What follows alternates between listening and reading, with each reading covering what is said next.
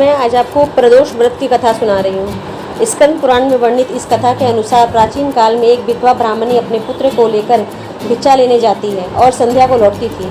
एक दिन जब वह भिक्षा लेकर लौट रही थी तो उसे नदी किनारे एक सुंदर बालक दिखाई दिया जो विदर्भ राज का राजकुमार धर्मगुप्त था। शत्रुओं ने उसके पिता को मारकर उसका राज्य हड़प लिया था और उसकी माता की भी अकाल मृत्यु हुई थी। ब्राह्मणी ने उस बालक को अपना लिया और उसका पालन पोषण किया। कुछ समय पश्चात ब्राह्मणी दोनों बालकों के साथ देवलोक से देव मंदिर गई। वहां उनकी भेंट ऋषि सांडिल्य से हुई।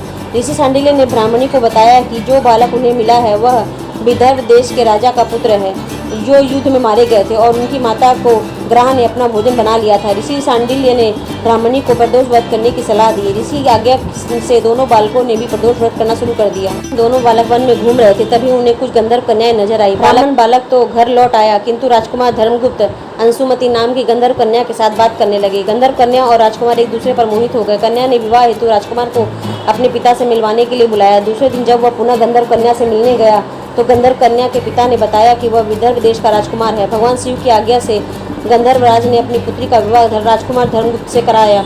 इसके बाद राजकुमार धर्मगुप्त ने गंधर्व सेना की सहायता से विदर्भ देश का पुनः आधिपत्य प्राप्त कर लिया।